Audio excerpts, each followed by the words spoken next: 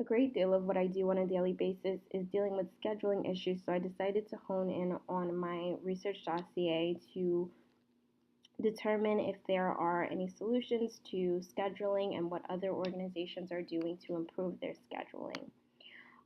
One of the main sectors that I decided to hone in on is primary care, and that is essentially because many healthcare experts will deem primary care as probably one of the most important sectors as they deal with diagnosing new illnesses, managing chronic illness, and advocating for preventative care, and really working on the continuity of patients' care. So many experts will say that there's an imbalance between specialty care doctors and primary care doctors, which is resulting in the national shortage of primary care doctors, which is as a result of this shortage causing primary care practitioners and practices to see major issues in wait times for appointments. So there was actually a study done by New York Times which identified these wait times for family practices and general practitioner practices, and Philadelphia was actually on the list with 21 days for a wait for an appointment. So I decided to really look in to see what can be done to help fix this issue of long wait times. So what is the advanced access model? First, I'd like to just go through what the traditional model is, where physicians walk in, they already have a full schedule of the day, and essentially they're just adding in patients based on the urgency of their cases. This really does create for a lot of frustration amongst not only doctors but front desk staff, where they're having to negotiate with patients for appointment times, and doctors having to either cancel their lunch or just work overtime to meet the needs of their schedule. So the advanced access model, their motto is to do today's work today. So this model was created for the intent to eliminate the delay of care and to really promote continuity of care. Amongst the research, that's really was the key idea of making sure that patients remained with the same primary care doctor to improve the continuity. So another so the three questions that I really wanted to answer was, does the advanced access model improve wait times? Does it improve health? And can it be a solution to the insufficient access to primary care services in Philadelphia? So to the first question, does it improve wait times? And throughout the research, the answer is yes.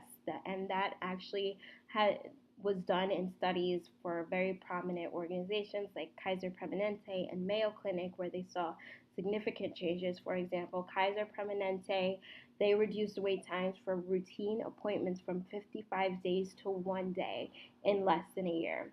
So if Penn Medicine were to take on this new model and adopt the advanced access model, they could remove a layer to the barriers that prevent patients from getting the care they need within an adequate amount of time. So does the model improve health outcomes? So through the research and even through a systematic review where they collected about 28 articles solely discussing topics on the advanced access model, these studies came out and they actually reported that there is a limited amount of research on whether the model actually improves health. So studies do show that it does not negatively impact chronic care patients, and that was evident through a diabetes case where they reviewed diabetes chronic patients to see if the advanced access model would help and improve their health care. So authors of that study noted that their findings suggested that reduced wait times do not damage diabetes care, but it also reinforced the idea that there is a huge focus on continuity of care improving health. So lastly, the solution to poor access to primary care in Philadelphia. There was a recent report released by the Leonard Davis Institute of Health Economics at the University of Pennsylvania, which released a report measuring the inequality of primary care access by neighborhood.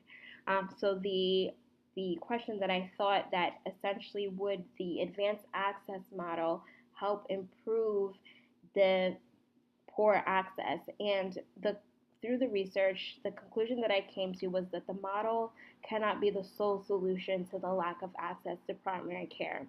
And this is because there's a disproportionate ratio of the demand of patients who need the services and the providers who can actually provide the services. So throughout the research and the report, they found that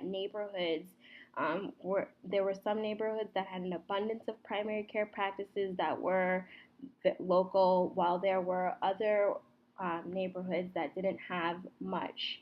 So, according to the implementation of the advanced access models and their success, they really require that the supply and the demand are balanced, if not close to it.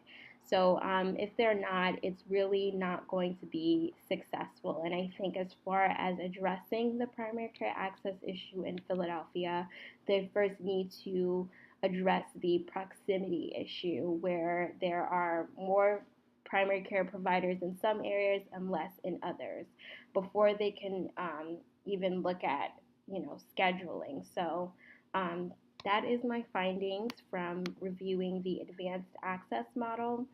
And overall, I think it is something that could and should be implemented at Penn Medicine, as it would be a very good step in reducing those wait time numbers that were first reported by the New York Times.